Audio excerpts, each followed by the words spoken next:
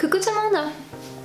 Me revoilà pour une toute nouvelle vidéo et aujourd'hui j'ai décidé de vous parler des choses qui ont le don de m'agacer, mais à un point vous ne pouvez même pas imaginer. Donc je suppose que vous allez vous reconnaître dans certains de mes faits, mais si c'est le cas, n'hésitez pas à me le dire parce que j'aimerais bien savoir et me rassurer pour me dire je ne suis pas toute seule. Alors la première chose qui m'agace, mais alors là c'est quelque chose qu'on me sort énormément en ce moment, c'est lorsqu'on me dit je comprends pas, tu es célibataire, pourtant tu es mignonne, tu es intelligente, patati patati patata blablabla. En clair, les personnes se demandent pourquoi je suis célibataire. Eh bien écoute, moi je vais vous répondre tout simplement que si je suis célibataire, c'est tout simplement parce que voilà, je suis célibataire, parce que j'ai pas trouvé la personne qu'il faut, et puis parce que sûrement je n'intéresse personne. Que voulez que je vous dise? Je vais pas vous dire pourquoi je suis célibataire alors que j'en sais même pas pourquoi en fait. Voilà, je sais pas pourquoi. Alors après, certaines personnes me disent que peut-être que je cherche la perfection, mais c'est pas vraiment la perfection que je cherche, c'est plutôt quelqu'un qui voudra de moi. Alors souvent, je ne sais pas pourquoi, mais lorsque les gens essaient de deviner mon âge, eh bien en fait ils me donnent pas du tout l'âge que j'ai actuellement, qui est donc 21 ans, et en réalité ils m'en donnent trentaine d'années. Et là je peux dire que ça fait vachement mal parce que, je sais pas, vous me donnez combien vous? Même si vous connaissez pas mon âge, quel âge vous me donnez? Qu'on me dise encore 25 ans ça passe, mais 30 ans, non, j'ai pas 30 ans quoi.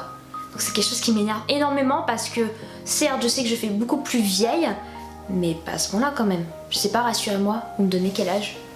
Bon du coup cet été j'ai rencontré pas mal de personnes et les gens s'étonnent toujours lorsque j'annonce que j'ai écrit un livre, qu'il est publié, tout ça.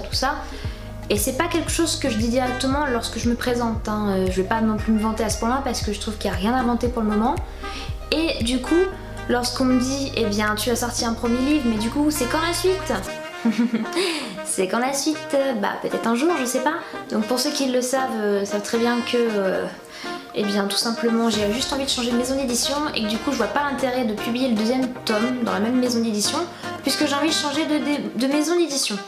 Donc pour moi le but en ce moment c'est de finir l'un de mes projets d'écriture pour pouvoir l'envoyer aux maisons d'édition. Sachez que c'est très difficile de se faire remarquer et surtout, je sais pas, je sais que j'ai écrit beaucoup de choses, j'ai envoyé beaucoup de choses.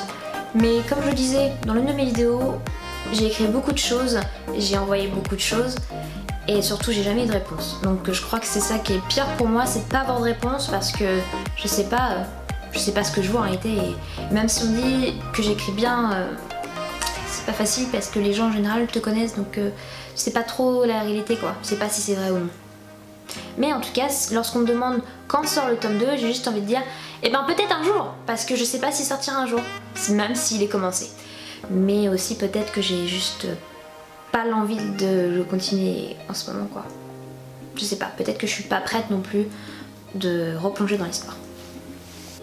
L'une des choses qui m'énerve, mais alors là c'est quelque chose que je n'aime pas parce que je me sens oppressée, c'est les plans de dernière minute.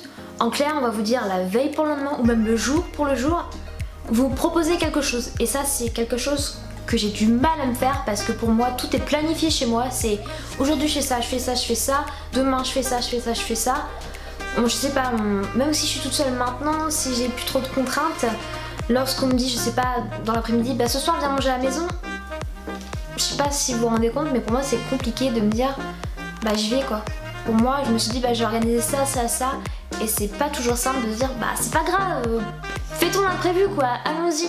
Et non, moi je suis pas du genre à être imprévisible, enfin l'imprévu je déteste ça et du coup c'est pas facile pour moi de défaire mes plans en réalité et d'en prévoir d'autres à la dernière minute. Je déteste ça, mais alors là un truc de fou quoi. Alors il y a une chose qui m'énerve mais très profondément, c'est les gens qui se permettent de te juger. J'ai vécu ça pendant très longtemps. Encore aujourd'hui, on se permet de me juger énormément alors que les personnes ne me connaissent pas réellement. Elles me jugent sur des choses qui sont totalement fausses en réalité. Et j'ai horreur de ça parce que je comprends pas pourquoi les gens sont aussi méchants, pourquoi ils se sentent aussi obligés de critiquer les personnes, de les juger, alors qu'en fait elles feraient mieux de se regarder elles-mêmes. C'est ça le pire. Je crois que c'est ça le pire, c'est que les personnes devraient se regarder avant de parler des autres. Parce que franchement, sur ma situation en ce moment, les personnes qui me jugent, j'ai juste envie de leur dire mais regardez-vous, parce que vous vantez de votre vie, parce que vous trouvez ça tellement bien de faire telle chose alors qu'en fait c'est juste, pour moi ça serait la honte. Alors je sais pas, Je me permets pas de juger les gens, mais du coup, je comprends pas pourquoi les gens se permettent de juger et je comprends pas. Je pense qu'on devrait tous regarder avant de parler et de juger les autres, parce que franchement, ça se fait pas déjà premièrement, et puis c'est du n'importe quoi. Les gens qui jugent, alors moi je pense que certaines personnes qui jugent, c'est parce qu'elles se sentent mal chez elles et que du coup, elles ont trouvé la meilleure solution, c'est de juger les autres. Donc ok, d'accord. Moi, maintenant, ça me touche plus tant que ça. Je pense que j'ai eu ma cure, hein. En clair, j'ai été lassée de toutes ces choses dites sur moi.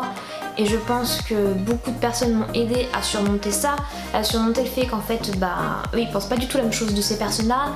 Et on est tous rendus à cette même conclusion qu'en fait, ils veulent juste faire le mal. Et ces mauvaises personnes, je pense que, eh bien, c'est comme ça et on peut rien y faire pour le moment. Alors, il y a ces personnes qui m'agacent, qui se permettent de te dire « Ah bon, tu n'as jamais fait ça ?» En clair, ils vont te juger parce que, oui, je repars sur le jugement, mais en clair, ils vont te dire « Ah, t'as jamais pris l'avion ?» Ah, t'as jamais fait ça. Ah, t'as jamais été à Disneyland. Ah, t'as jamais été là. Ah, t'es pas sorti de la France. Mais, bordel, mais qu'est-ce que ça vous regarde? Ça regarde déjà personne. Et sachez que beaucoup de choses, on peut pas le faire sans l'argent. Et lorsqu'on n'a pas d'argent spécialement prévu pour ça, on peut pas se permettre tout et n'importe quoi. Donc sachez-le, même si on essaie tous de se faire plaisir, il y a des choses qu'on ne peut pas faire. Et on n'a pas tous les mêmes moyens. On n'a pas tous les mêmes... envie et on n'a pas tous les mêmes, je sais pas, objectifs dans la vie. Donc franchement, arrêtez de dire aux gens « Ah, t'as jamais fait ça !» Parce que franchement, qu'est-ce que ça peut vous foutre? Vous pouvez dire « Ah, t'as jamais ?» Ok, d'accord. Mais dans le sens que c'est un reproche du genre « Mais en fait, t'as rien fait de ta vie. » Et ça, c'est quelque chose qui m'énerve énormément, quoi. Mais alors là, mais un point... Je crois que c'est l'une des choses qui m'énerve aussi, c'est comme juger les gens. Alors il y a une de ces choses qui m'énerve, c'est ces personnes qui croient que tout leur est dû et du coup ils se permettent de faire beaucoup de choses. Alors un exemple tout simple, parce que j'ai travaillé en grande surface et même moi en tant que cliente je me rends compte aussi, c'est les gens qui se permettent de passer devant. En clair, je sais pas, t'es en caisse, il y en a ils vont juste se permettre de passer devant. Mais sérieux, ça vous fait quoi d'attendre 5 minutes le temps que la caissière finisse d'encaisser le client d'avant, quoi? Qu'est-ce que ça peut... Non mais franchement, vous avez pas 5 minutes dans votre vie? Parce que je parle de caisse, mais je parle aussi des gens sur le marché, hein, parce que ça c'est pareil, mais alors là, mais un truc de ouf. Ceux qui se permettent de passer devant tout simplement parce que je sais pas, ils veulent juste une salade. Non, vous passez pas devant, vous faites comme tout le monde, vous faites la queue. Parce qu'en général, ces gens qui font ça, c'est parce qu'ils ont juste pas envie de faire la queue. Parce que la queue, elle fait 3 km. Et ça leur plaît pas. Alors ok, si vous êtes venu là, c'est parce que tout simplement ça va vous plaire, parce que vous avez aimé le produit, mais faites la queue comme tout le monde. Vous n'êtes pas prioritaire. Qui est prioritaire? Ceux qui ont une carte, ok. Mais les autres sont pas prioritaires pour autant, même si vous voulez une salade, ou même si vous voulez, je sais pas, un bouquet de persil. Peu importe, arrêtez de croire que tout vous est dû et que vous êtes tous prioritaires alors en fait vous êtes juste comme tout le monde, quoi. Donc s'il vous plaît, pour le respect de tout le monde, faites comme tout le monde et faites la queue, bordel.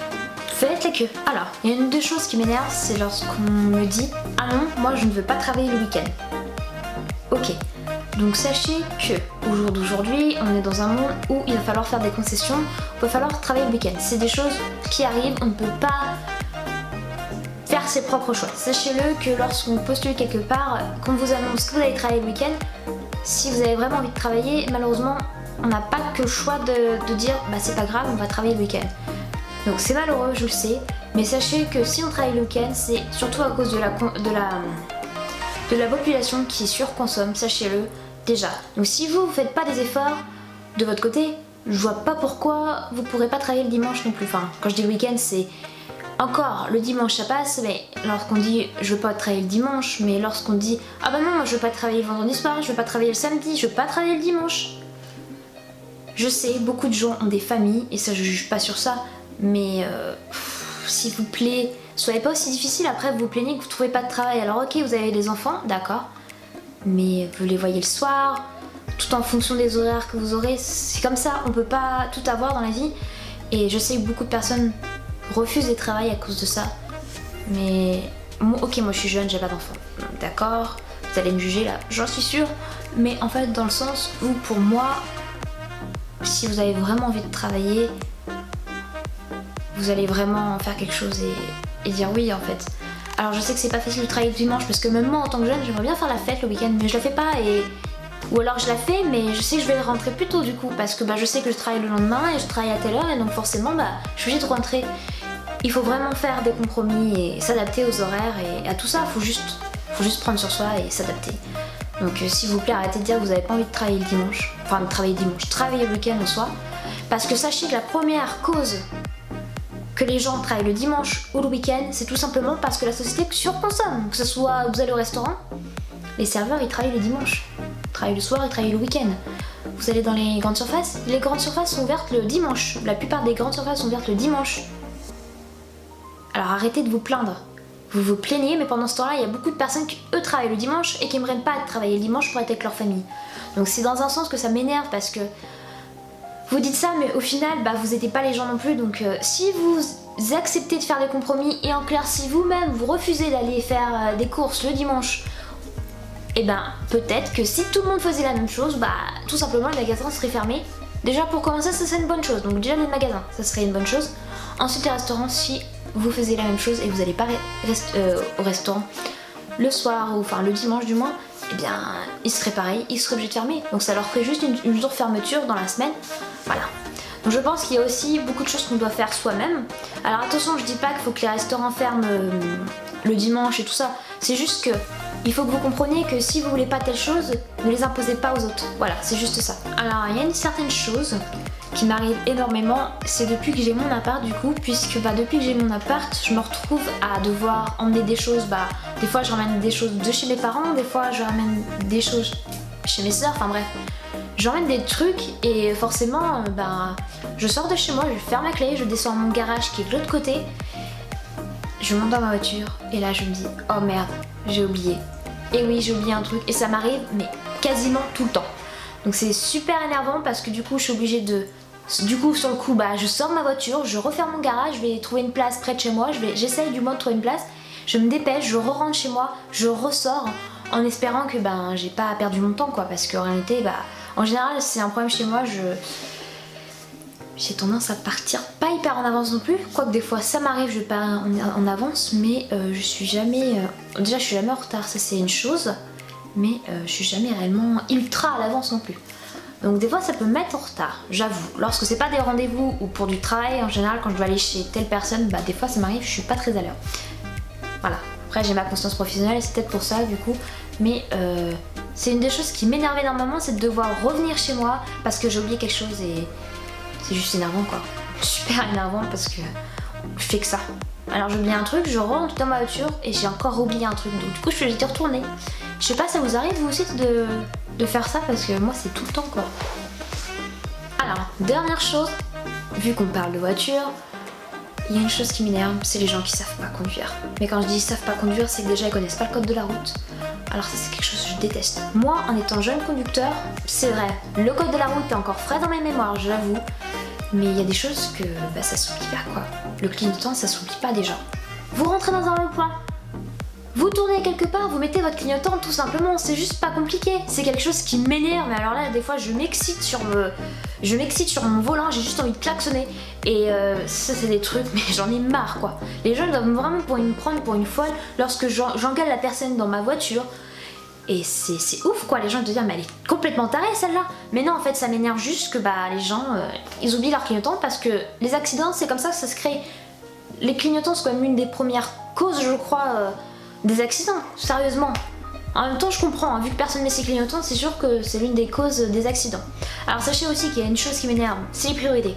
Les priorités parce que les gens comprennent pas que dans un rond-point giratoire, du coup, où il y a un CD passage, c'est priorité à gauche. Et un rond-point où il n'y a pas de CD passage qui n'est non pas giratoire, c'est tout simplement priorité à droite. Pourquoi vous ne comprenez pas ça? Alors ça m'agace énormément. Mais sachez que dans les ronds-points, ce qui m'agace aussi, c'est ceux qui ne savent pas se ranger dans le rond-point. Donc c'est-à-dire que lorsqu'ils vont prendre à droite directement, ça va à peu près. Lorsqu'ils vont tout droit, ils ont toujours pas compris qu'il faut pas se mettre réellement à droite, mais entre le milieu, faut se mettre au milieu tout simplement.